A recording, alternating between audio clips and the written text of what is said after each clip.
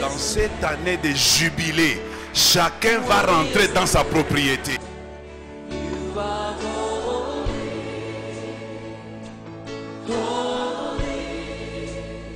Toi aussi, tu retourneras dans ta maison. Personne ne t'empêchera de retourner dans ta maison. Jambo yenu. Je vous salue dans le nom de Jésus. C'est vraiment un privilège pour moi d'être devant vous et très reconnaissant pour mon ami, mon frère, Papa Gabin Chinabou, que j'appelle aujourd'hui Papa parce que je suis enfant de la maison aujourd'hui, et Maman Sylvie, que j'ai connue quand nous étions jeunes. Gabin, le pasteur Gabin, c'est mon ami depuis l'enfance. Il était plus attaché à mon oncle de mon âge aussi. Il y a un combat là d'âge parce que nous nous sommes cachés un peu nos dates d'anniversaire. Je pense que je suis plus grand que lui. Il pense qu'il est grand que moi. Mais il y a l'ancien de jour qui nous dépasse tous. Amen. Alors, je m'appelle pasteur Guy Kasweka. Ça fait 31 ans que j'avais quitté le pays et 30 ans que je suis au Canada. Par la grâce de Dieu, nous avons découvert Christ quand nous étions jeunes. Après avoir connu beaucoup de turbulences dans notre jeunesse, le Seigneur nous a tirés de notre poussière pour nous amener dans le royaume de la gloire et le servir. Et lorsque nous avions commencé à servir Dieu, c'est avec beaucoup de zèle que nous l'avions fait. Et par la grâce de Dieu, lorsque j'étais jeune, j'ai rencontré mon épouse, Maman Virginie Kasweka Kayakez, qui est au Canada, qui me rejoindra bientôt, avec nos 2 filles, parce que mon garçon m'a dit qu'il est très occupé, c'est un banquier. Alors ma fille aînée, c'est Santish Kasweka, une servante de Dieu. Vous allez la trouver sur Instagram si vous cherchez Tish Kasweka. Sur Instagram, elle est invitée partout dans le monde pour aller prêcher l'évangile. Et aussi, c'est une chantre de l'Éternel. Elle enregistre. Elle est zélée depuis l'enfance, servant Dieu sérieusement. Elle est aussi criminologue. Alors, le deuxième, c'est Joshua. Tous ces enfants vous saluent aussi. Joshua Kasweka aura 25 ans au mois d'août. Lui, il aime beaucoup les finances comme papa. Alors, il a fait les finances, il travaille dans une banque canadienne. Un homme très occupé, très indépendant aussi. C'est un serviteur de Dieu. Nous servons avec Joshua aussi. Il est toujours au four et au moulin. Un garçon qui se réveille chaque jour à 5 h du matin pour servir Dieu. Et ma cadette, dont l'anniversaire est aujourd'hui, et j'espère qu'elle va beaucoup apprécier que nous puissions la souhaiter bon anniversaire. Elle s'appelle Ndoel Kasweka, c'est Ndoe Yaleza. Hein? Ndoe, la gloire de Dieu. Hein? Alors, Ndoel Kasweka, elle a 20 ans, c'est aussi une grande servante de Dieu au Canada. Elle a d'ailleurs une chaîne YouTube où elle encourage les gens dans la foi, mais avec des pratiques. Elle fait la justice criminelle, elle passe en 3e graduat, elle termine sa licence l'année prochaine, parce que là-bas c'est 4 ans, c'est pas 5 ans comme ici. Donc, elle sert le Seigneur, rien ne peut nous empêcher de servir l'Éternel. Moi et ma maison, nous servons l'Éternel. Et je suis en train, en ce moment, de transmettre cette onction à tous les jeunes qui sont en train d'aspirer, de devenir des parents, pour que vous soyez des vrais serviteurs de Dieu. Dieu va vous bénir dans tous les angles. Dieu ne m'a pas donné seulement les enfants canadiens, Dieu m'a donné aussi des enfants ici au Congo.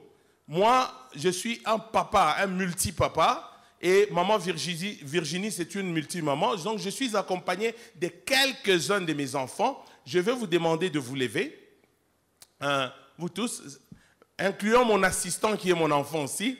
Oui, oui. Alors, j'ai mon assistant qui s'appelle Francis. Et puis, j'ai mon fils qui s'appelle Dan, que j'ai pris depuis qu'il est bébé. Je l'ai pris dans mes mains. Et maintenant, il a grandi un grand monsieur. J'aimerais vous donner quelque chose qui va nous aider tous ensemble. Surtout que je vois la population, c'est une population des jeunes. Hein? Et vous allez m'excuser, je n'ai pas... Mishkoufanichi et moi, mais dans le Canada, parce que nous, dans le Canada, on a ça pour français, on a ça pour kiswahili. Non, non. En tout cas, je ne suis pas de ces gens-là. Moi, j'ai vécu à la Kenya, j'ai vécu dans le... Hein, j'ai tout fait. J'ai marché avec les Mapacho, avec les Mapapa qui avaient des... Comment on appelle ça? Hein? Kombuelo, voilà, Scooby-Doo. Hein? Hein? Scooby-Doo. Nous, on a fait de tout. Hein. On ne va pas se vanter pour dire qu'on est né dans je ne sais pas comment. Mais on a aussi connu la gloire par la grâce de Dieu. Nos parents nous ont quand même donné la chance de vivre, comme il a dit, le bouzungu, natation, dans les bonnes écoles. C'était vraiment bien. C'est pourquoi je n'ai pas oublié mon français. Je suis très confortable en anglais, mais j'aimerais vous honorer en prêchant en français. Et vous allez m'excuser si je me trompe dans la tournure. Que Dieu vous bénisse. Alors, regarde ton voisin, tu vas lui dire, prépare-toi pour rencontrer le Seigneur. Voilà. Alors, moi, ce matin, je disais aux gens aujourd'hui, c'est que ce que vous êtes aujourd'hui, ce n'est pas ce que vous serez demain. Ta condition actuelle n'est pas la condition que tu auras. Mais il y a une chose qui va déterminer ton futur, qui va déterminer ton progrès. C'est mon message d'aujourd'hui. Nous allons nous lever et nous allons prier le Seigneur. Si tu es humble, tu vas te lever et tu vas prier.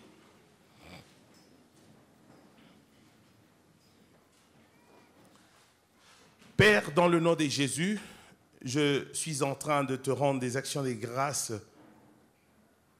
Je suis en train de te remettre ce moment entre tes mains. Tu es le maître de tout le temps et de toutes les circonstances. Tu connais le besoin de chacun d'entre nous.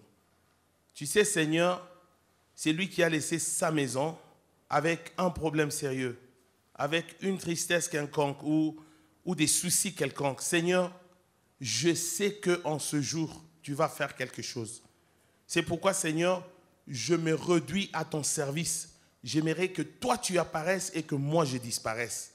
J'aimerais, Seigneur, que tu parles. Je ne parle pas, Seigneur, pour ma gloire, mais j'aimerais que ton nom soit élevé au-dessus de tout nom. Je recommande ce temps, je recommande cette salle entre tes mains, Seigneur, et même toutes les améliorations que je vois dans la vision, dans cette église, je les recommande entre tes mains. Seigneur, merci beaucoup pour tous ces millionnaires que tu es en train de préparer afin de faire grandir cette église. Je suis en train de te remercier pour ces médecins-là qui viennent de terminer les études et qui sont déterminés à faire des changements dans ce pays. Je te remercie, Seigneur, pour tous les économistes, les juristes. Je te recommande, Seigneur, les plombiers, je te recommande les maçons, je te recommande les chauffeurs, je te recommande les hommes d'affaires qui sont dans cette salle aujourd'hui. Seigneur, je n'aimerais pas que ce moment que tu as autorisé, que ce soit un moment perdu. Laisse que mon Dieu et mon roi, que le bonheur et la grâce poursuivent chacun de nous en ton nom, au nom de Jésus. Que la gloire, l'honneur et la puissance te reviennent dans le nom de Jésus. Amen.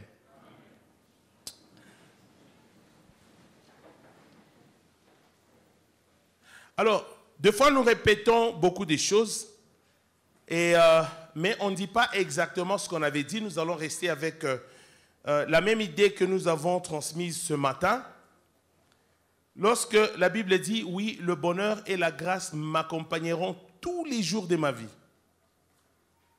Le bonheur et la grâce m'accompagneront. Le principe, c'est que moi, je suis en train de marcher et le droit que moi j'ai, c'est que pendant que moi je marche, dans mes projets, dans ma famille, dans tout ce que je fais, j'ai un paquet, j'ai un bagage, j'ai des garde-corps qui m'accompagnent.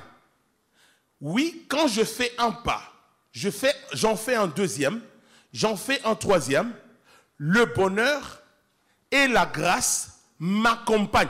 Je ne cours pas derrière le bonheur et la grâce, mais je suis certain que pendant que je marche, un paquet est en train de me poursuivre. Bien que ce n'est pas encore manifeste dans ma vie, mais c'est mon droit et ça me poursuit partout où je suis en train d'aller. Que chacun répète, oui, le bonheur et la grâce m'accompagneront tous les jours de ma vie.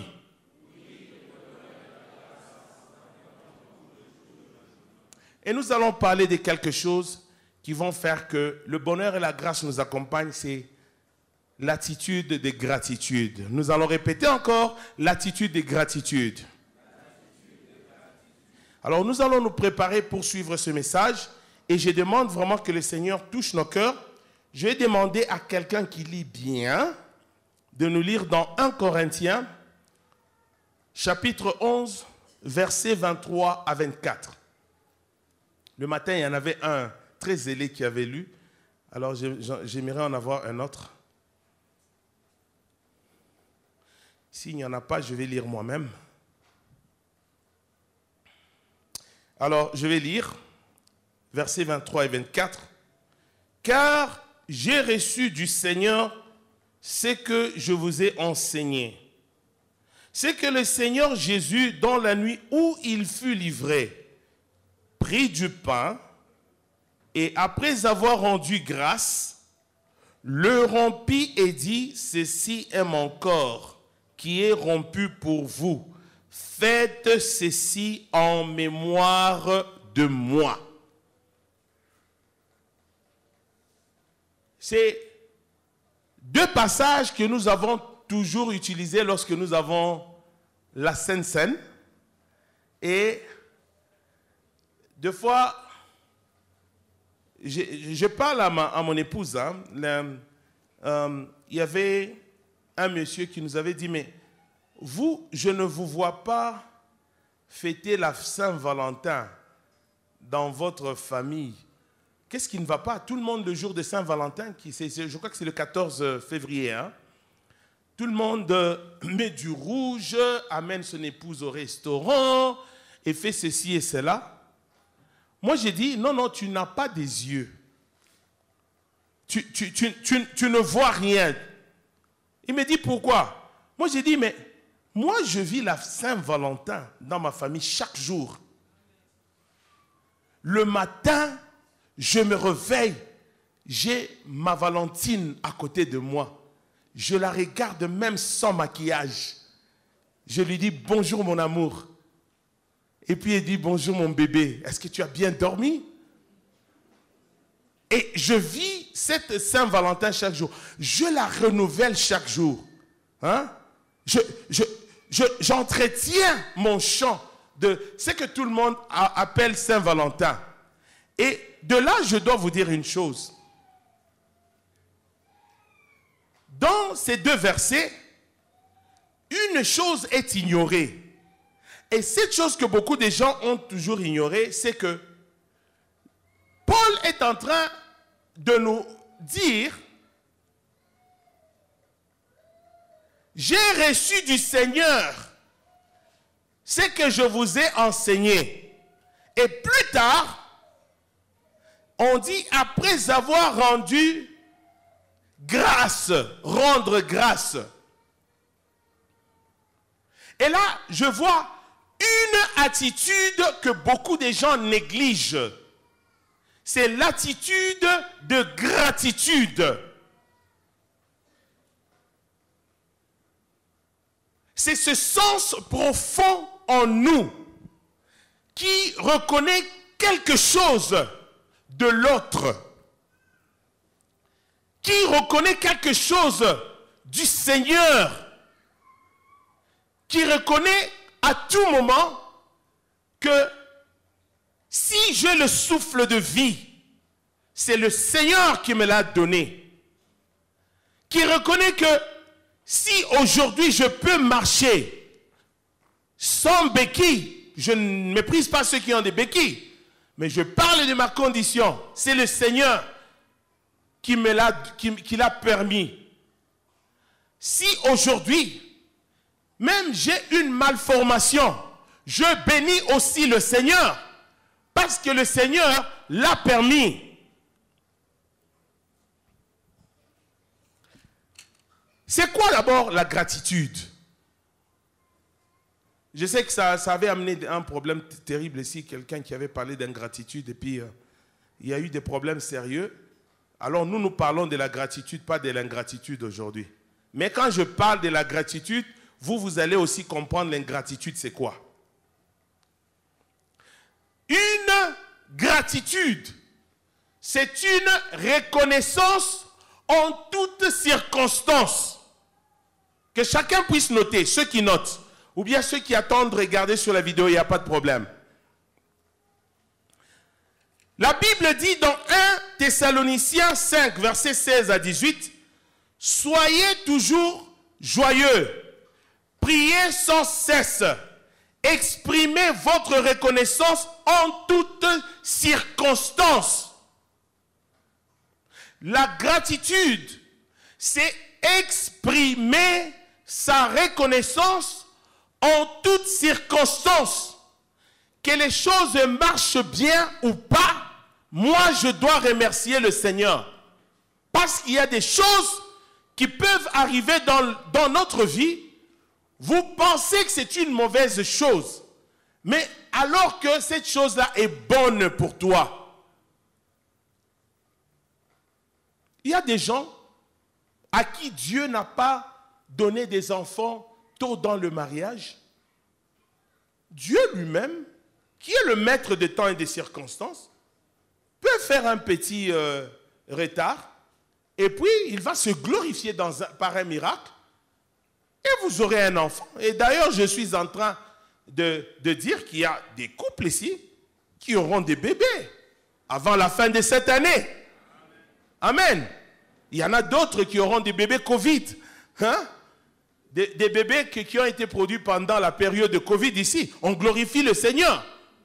Mais ce n'est pas parce que quelque chose n'est pas arrivé quand toi tu le voulais que c'est une mauvaise chose. C'est pourquoi l'attitude de gratitude est une chose positive qui va mettre un précédent pour que vous puissiez avoir plus. Moi, je me réjouis de ce qui s'est passé dans ma jeunesse. Parce que ce qui est arrivé dans ma jeunesse, c'est ça qui fait de moi ce que je suis aujourd'hui. Amen. Ne regrettez pas votre condition actuelle. Ne regrettez pas. Parce que, et puis ne vous comparez pas à quelqu'un d'autre. Vous ne serez jamais la copie de l'autre. Vous serez ce que le Seigneur a dit de vous. C'est pourquoi nous devons rester à l'écoute de l'Esprit de Dieu. Dieu nous parle. Nous prenons ce que Dieu nous dit, nous nous y accrochons. Nous continuons à le servir, espérant que la chose va s'accomplir selon le temps de Dieu. Je me rappelle ma mère, elle m'avait paix à son âme. Maman Mélanie Monga. Pasteur, je sais que toi tu es multilangue. Ma mère me disait, Mwarimu Iyakunoko. Mwarimu, ça veut dire, on m'appelait maître. Tu vois, mon grand-père, c'était un enseignant. Alors, parce que mon grand-père était un enseignant, moi, j'avais son nom, Athanase. Alors, donc, on m'appelait aussi Mwarimu. Alors, ma mère me dit, Mwarimu Iyakunoko. Kusapouile. Je m'excuse de parler en langue. Je suis un multilangue. C'est d'ailleurs très simple. Ça fait du bien à Maman Sylvie aussi, d'entendre ça. Maman Sylvie, je t'aime beaucoup. Alors, ma mère m'appelle et elle a commencé à me parler sur la simplicité. Un cœur qui est soumis. Moi, je n'avais jamais compris quand ma mère me disait cette chose-là. Je pensais que c'était juste un langage une rhétorique là juste parce que tout le monde doit en parler. Mais plus tard, j'avais compris que les valeurs que j'avais reçues dans notre faiblesse, ce sont les choses qui ont construit qui moi je suis. Alléluia. Les choses que j'ai apprises quand j'étais dans ma faiblesse, c'est ça qui a fait un précédent dans le futur. C'est pourquoi ne méprise pas ton état actuel. L'attitude actuelle, c'est que tu es maintenant, c'est que tu es en train de dire, va mettre un temps pour le futur. Mais quand le temps de Dieu arrive, et j'en parlais ce matin, quand le temps de Dieu arrive, ça devient incontrôlable. C'est pourquoi j'étais en train de parler des progressions. Quand la progression de Dieu arrive dans le système, elle change de formule. La progression normale que nous connaissons, c'est celle qu'on appelle la progression arithmétique. Elle est lente. Pourquoi? Parce qu'elle n'est pas contrôlée par Dieu. C'est une progression de 3 plus 3 plus 3 plus 3, ça vous donne 12, n'est-ce pas? Mais lorsque vous changez seulement l'élément qui additionne ou qui multiplie, vous mettez la multiplication, ça devient 3 fois 3 fois 3 fois 3. Ça vous donne combien? Ça vous donne 27 fois 3. Donc ça vous donne plus que 9. Ok? Donc la progression de Dieu, qui n'est même pas géométrique, elle est une progression selon Dieu.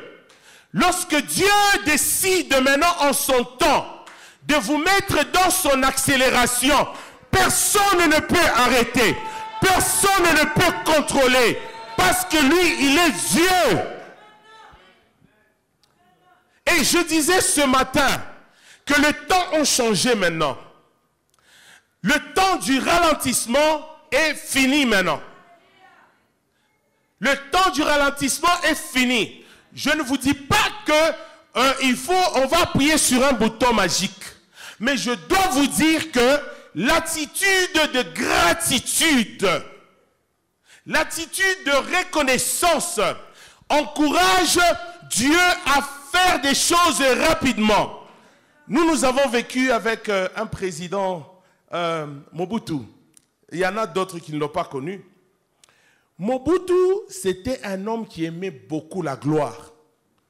Il y a des gens qui sont devenus des commissaires d'État parce qu'ils ont dansé pour Mobutu, juste dansé pour Mobutu. Oui, le commissaire d'État, c'était le rang de ministre.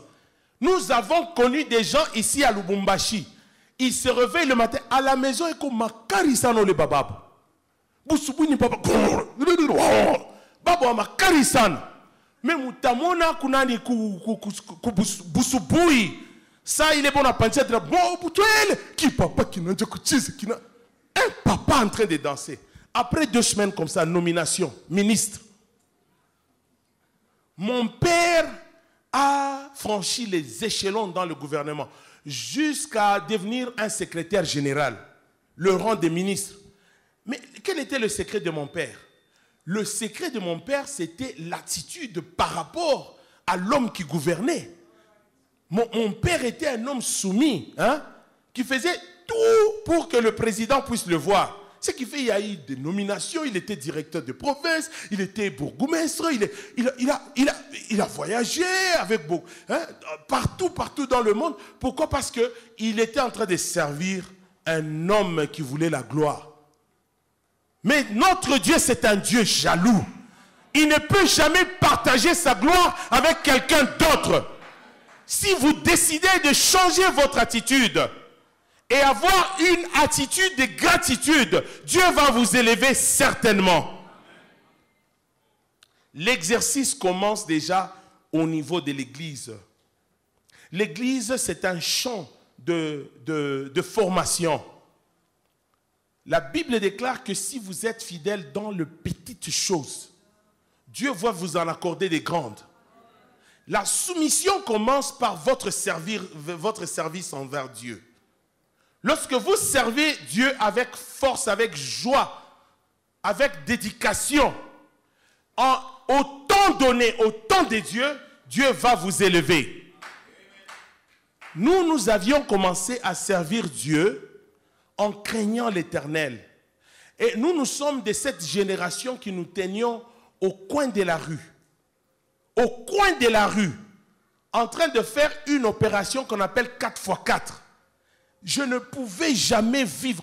Vous savez, hein, je vous dis la vérité, quand on a demandé que les gens s'élèvent, j'étais quand même triste. Ok?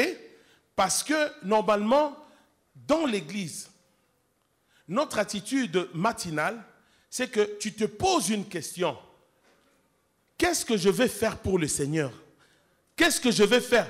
Lui, il vous a donné l'ordre d'aller jusqu'au bout de la terre pour que les gens croient au Seigneur et que vous puissiez faire de ces gens-là les disciples de Dieu.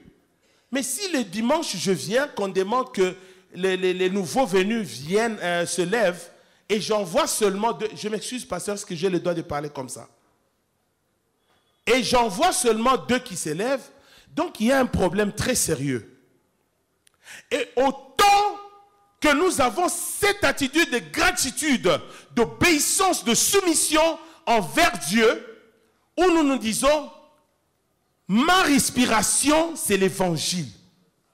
Ma vie, c'est l'évangile.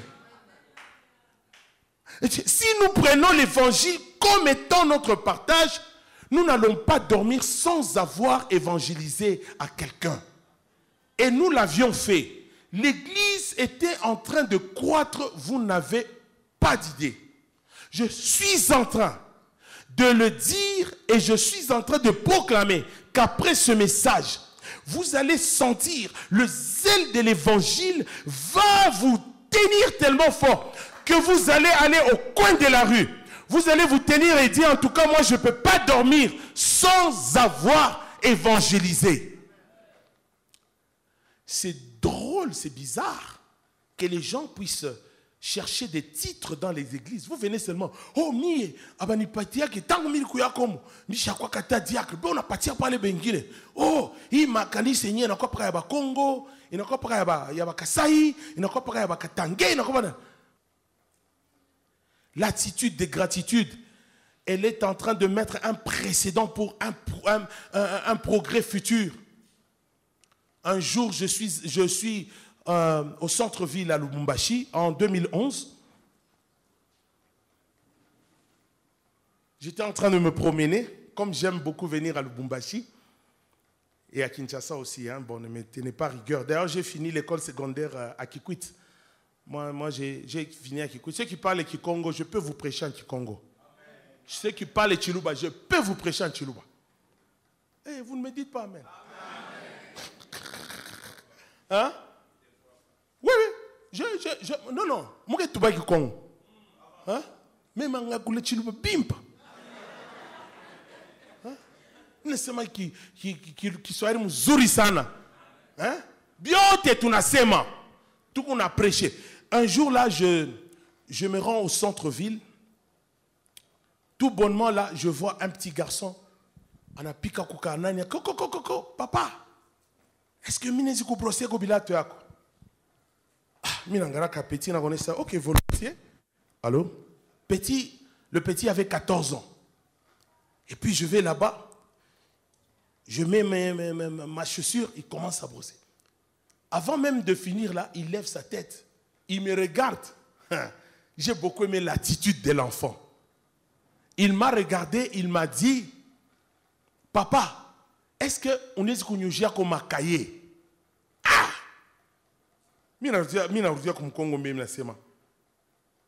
Un enfant de la rue qui me demande les cahiers au lieu de me demander la nourriture ou me demander l'argent, ça avait déjà touché mon cœur. L'humilité de cet enfant et aussi le parler franc. Tu peux même le sentir. Maintenant, moi, qu'est-ce qui avait fait que je puisse connecter avec cet enfant? C'est mon attitude de gratitude. J'ai dit, Seigneur, voici, tu m'as donné tout. Moi, j'étais aussi un enfant qui souffrait sérieusement. On a connu les hauts et les bas. On est arrivé au point où un jour, on mangeait avec Mayanchouvia, du sel, de l'eau on a mis dans le sel, un peu de citron, et puis on a préparé un gros boukari parce qu'il n'y avait pas à manger. Quand j'étais jeune, et puis on mangeait comme ça, on pouvait se contenter de ça. Vous mettez un peu d'huile et puis c'est fini. Et j'ai raconté là, je me souviens, mon oncle qui était ami à notre pasteur, un jour là, tellement qu'il avait faim, il voulait bien manger, le voisin avait préparé un bon poulet, ça sentait très bon. Alors il s'est tenu dehors avec son tongue. Et puis il aspirait l'odeur du poulet. Mon oncle, ansikia paka harufu ya nkoko anameza kintonge. Et vous savez, hein, par la foi, vous pouvez vous mettre, même si vous n'avez jamais été dans l'avion, vous vous asseyez seulement comme ça, vous dites, Seigneur, moi en tout cas, je vais monter dans l'avion. Je vais voyager moi. Tu t'assois comme ça, tu commences même à imaginer comment tu vas voyager. Il y a des choses que nous faisons, mais ça devient une réalité. Ça, c'était mon rêve. Mon rêve, c'était que si kuntakuya nakamoya mitozaka kinkuku. Mitozaka kinkuku kinene mine kiwe katupale mboa. Et puis minasa mitozaka kikoka. Mitozaka kimukate kinene. Et j'ai fait ça quand je suis arrivé au Canada.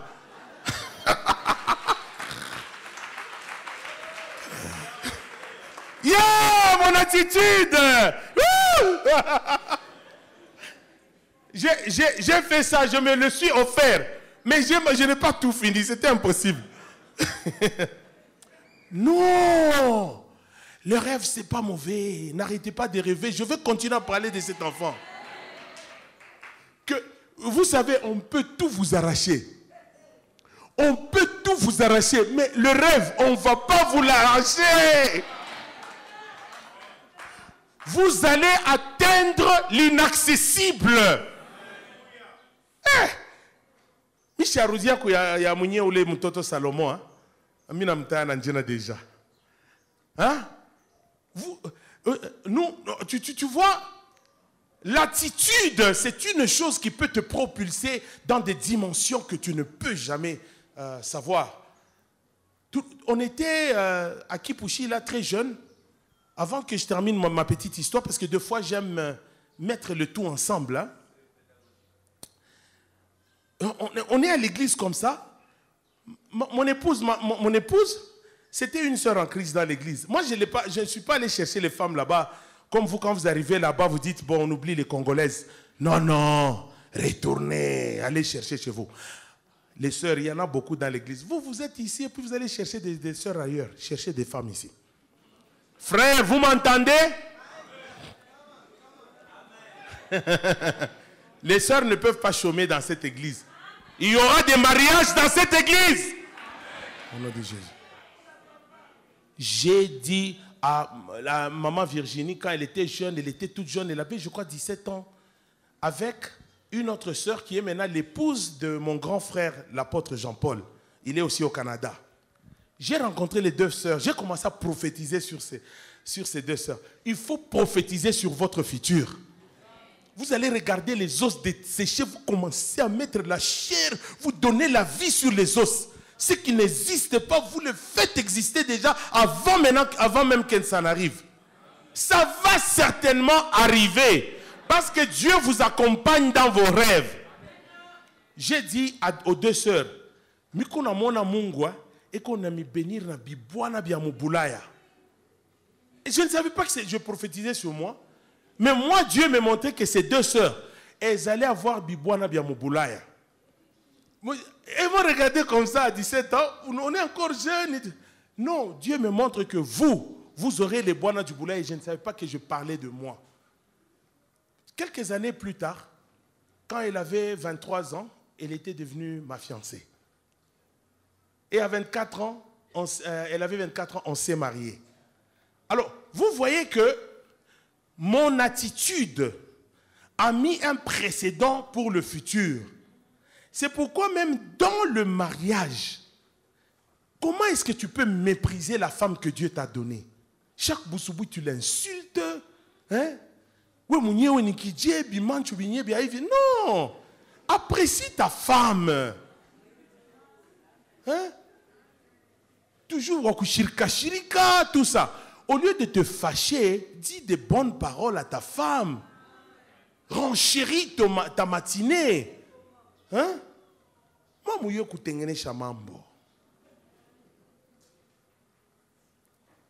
Ton attitude va préparer ton futur. Si aujourd'hui, mes enfants sont en train de servir Dieu, là-bas au Canada où les gens pensent que les enfants sont perdus et tout ça, mais ce sont des servantes et des serviteurs de Dieu, c'est parce que mon attitude de gratitude a balisé le chemin pour leur progrès. C'est un exercice personnel, l'attitude. C'est un exercice vital, un exercice nécessaire pour que vous puissiez avancer dans votre vie. La Bible dit, rachetez le temps car les jours sont mauvais. Ne perdez pas une minute de votre vie à faire du n'importe quoi. Passez votre temps à préparer ce qui va arriver dans le futur. Dites-vous des bonnes paroles. Et la femme et l'homme. Ne méprisez pas l'un et l'autre. Parce que quand vous méprisez, vous détruisez. Mais quand vous avez une attitude de gratitude, vous construisez. Investissez dans la personne qui est proche de toi, dans ton entourage. Comment oui, oh, Bibia qui a oulé. Ah, mais comme souris, hein? Ah, moi, c'est ma femme qui est la plus belle du monde. Si je vous montre maman Virginie, hein? On est jeunes. Pasteur, je vois comment tu es proche de maman. Hein? Si je vous montre maman Virginie, même la terre va trembler. C'est comme ça que moi je l'aperçois. Quand elle passe, je tremble même moi-même. Il faut que mon angara bibia koko na mona sani ou t'as tremblé na we bwana ko para kumse sa kantumbo kana kupita tout ça. Faut pas dire des choses comme ça. Hein? Même avec un tumbo, je glorifie Dieu. Même sans tumbo, je glorifie Dieu.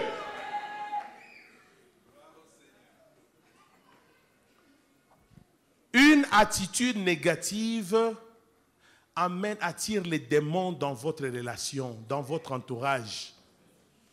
N'allez pas apprécier celui ou celle de l'extérieur si vous n'avez pas fini votre devoir dans votre maison. Puisque j'avais apprécié Dieu pour ce qu'il a fait dans ma vie, quand j'ai regardé ce jeune homme, je lui ai dit, jeune homme, lève-toi, viens avec moi.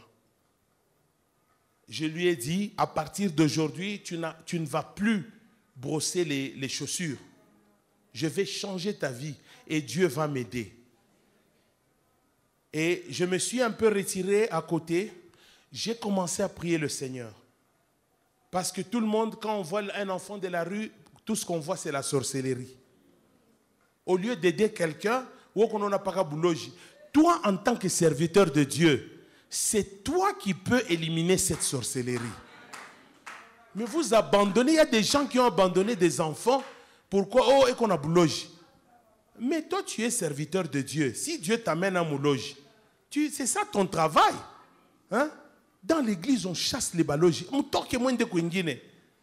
Hein? Jésus est qu'on a sema kama we akufa kitu beba turibo wanjekuli. Il ne faut pas jamais blaguer avec l'évangile. L'enfant est venu, je l'ai pris. Puisque le père avait disparu, ça fait des années. La mère ne faisait que peut-être $30 par mois. C'est tout ce qu'elle avait, juste pour payer le loyer. J'ai pris cet enfant, je l'ai amené chez sa mère. Je lui ai dit, est-ce que je peux prendre en charge ton enfant? Nana Takatala. Au Canada. J'ai pris l'enfant, je suis en train d'aller l'inscrire dans une école privée. Je lui ai acheté des habits. Je suis devenu son père. Cet enfant-là, il a pris cette opportunité avec crainte et tremblement. Quand Dieu vous donne une opportunité, prenez-la avec crainte et tremblement. L'enfant, je l'ai pris, il est devenu mon enfant et tout ça. Maintenant, les gens se cherchent. Et qui est ce Salomon Poikazat? Qui est ce Salomon Poikazat? Et puis, l'enfant, l'année passée, il m'a honoré avec un diplôme d'État, 71%. Salomon, lève-toi d'abord.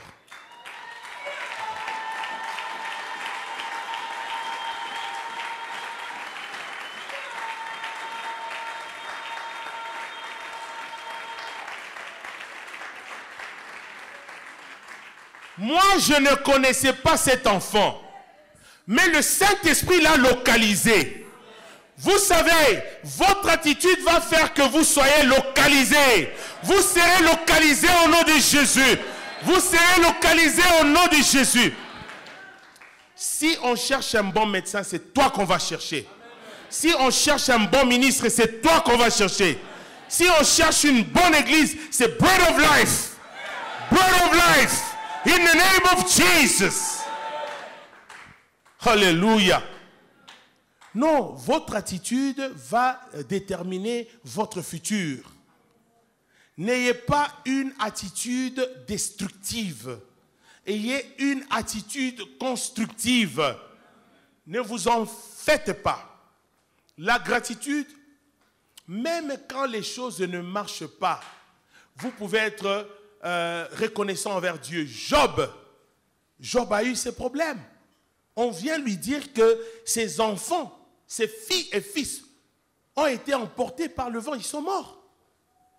Mais Job a dit quelque chose. Il a dit, moi je suis né nu.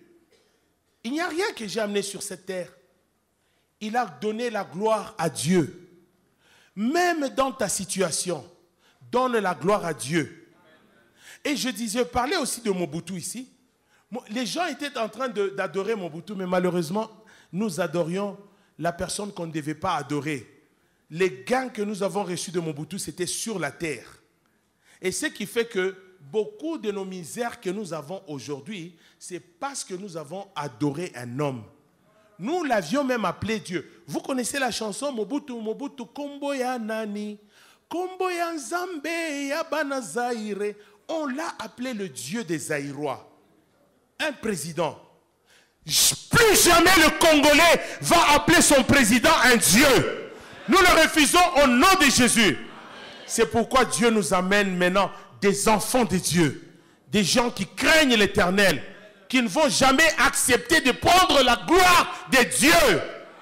Notre attitude est en train de mettre un plan en avant pour notre futur. Nous allons clôturer dans quelques 2-3 minutes. J'aimerais que vous puissiez noter plusieurs choses.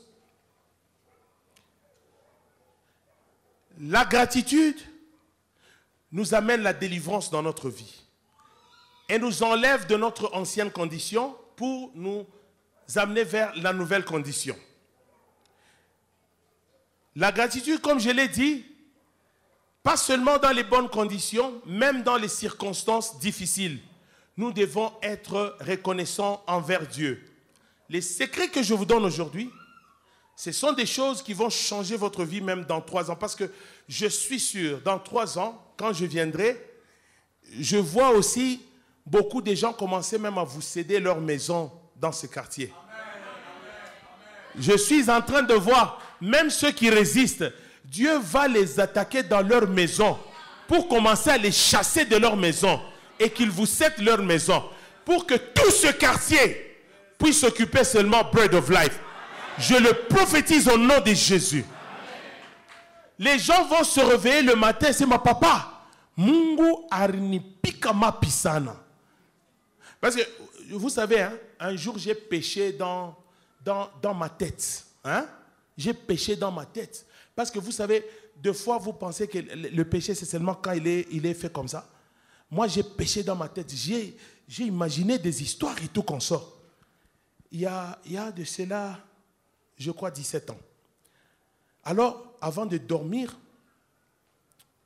parce que le Seigneur sait comment me punir, hein, avant de dormir comme ça, je suis allé au lit même sans demander pardon parce que je me sentais tellement sale dans ma tête. Et puis, avant de dormir, quand j'éteins la lumière comme ça, Kabaji, on m'a tapé comme ça. Pasteur, je n'ai pas honte de témoigner ça. J'ai été tabassé dans le noir. Maintenant, ma femme, je la réveille, j'ai dit, tu n'as pas vu ce qui s'est passé? Elle dit, non, qu'est-ce qui est arrivé? C'est banani, pique à ma pied.